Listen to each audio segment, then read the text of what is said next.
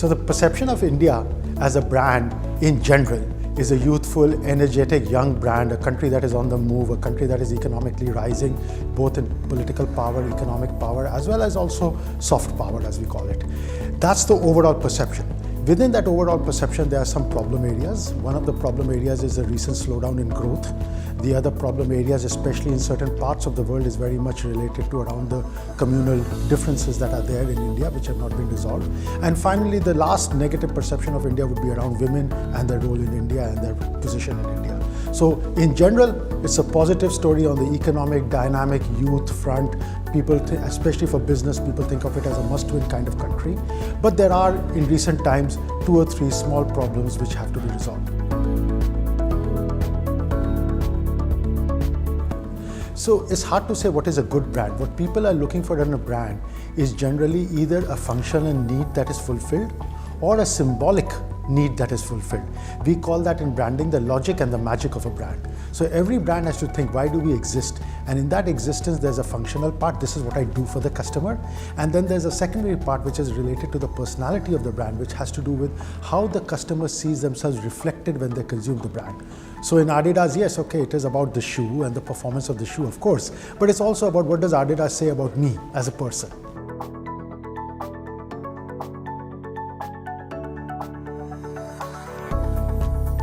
The top companies in the world, the great branding companies in the world, they know that we live our brand through our products and our people.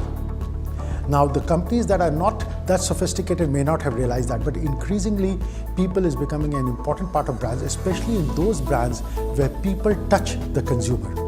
See, there are 2 kinds of brands. Those like Procter & Gamble, where the people don't touch the consumer. It's the product that touches the consumer. So the brand has to be communicated through product and advertising. In the other case, where if you're a company like a Starbucks, where the people are serving you the coffee.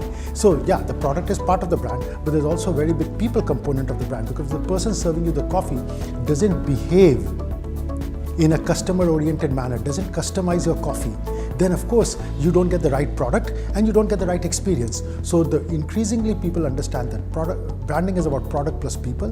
If you're in a service business, if you're in a business where your people touch the end user, then of course people become more important perhaps than even the product.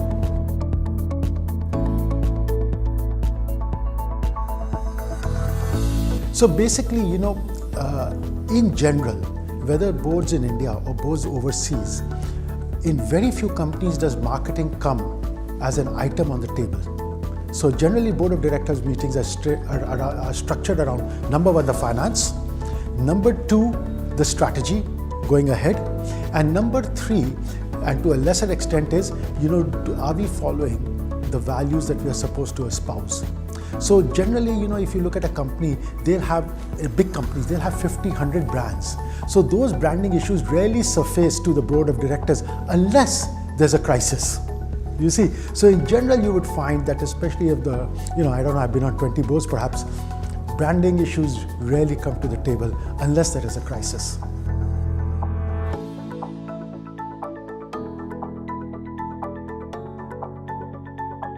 The most important thing is, are you relevant to the customer? So relevance is very important. You have to be relevant to the customer and their current state of consumption and their current state of mind. That's the first thing. Secondly, being relevant is not enough, because being relevant means there may be 7 other brands that are relevant too.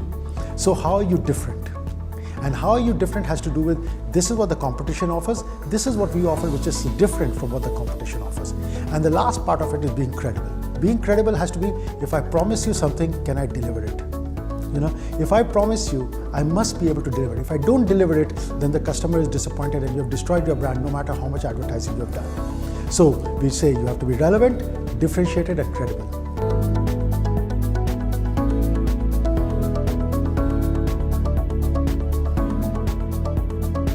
So, the brand exists at several levels. There's a level of corporate reputation, which is with the broader community. There's a level at the employer brand, which is with the prospective and current employees. And then there's a level of the consumer brands. So if you're a company, you have a corporate brand, you have an employer brand. But in terms of consumer brands, you may have many brands, not just one of which may be also the corporate brand.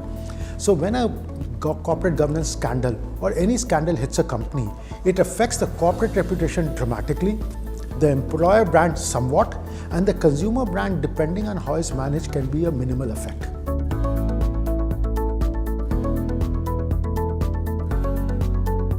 So, there are two kinds of startups. There are the traditional product company startups, and then there are the what we call platform company startups. Platform companies are companies like Uber, Amazon, telecom companies. Basically what they're doing is they're building a platform. So in the beginning, to get people onto the platform and to make it the default platform in the industry, they have to do a lot of discounting, let's call it, right? In order to get people on the platform, because they're fighting to get the most number of people on the platform. Once they become the platform, like an Amazon or a eBay or a Google or a Facebook, then they monetize later. You see, so that's a different model from the traditional business model we followed, where you have to start making money almost from day one, right? So these companies that are giving subsidies have to also realize one thing: there are different kinds of platforms. There are platforms which are sticky, and there are platforms that are not sticky. Facebook is a sticky platform. Why? Because if you want to change from Facebook to some other social site, you have to not only change, all your friends have to move with you, right? On the other hand, Uber is not a sticky platform. Why? You want to change from Uber to Ola, all it requires is one app. You see, so in Uber, giving discounts is not as smart a strategy. Whereas in Facebook, getting people on for free is a smart strategy. So we say there are two kinds of platforms: those platforms where customers and suppliers can switch easily, and those platforms where switching is very hard and they're winner take all. So Facebook is an example of a winner-take-all platform. Uber is an example where both the driver and the customer can switch with one app. In fact, most drivers keep both apps, and most customers have both apps on their phone. So those platforms will find it very hard to become profitable, and giving deep discounts initially is not going to lead to any pot of gold at the end.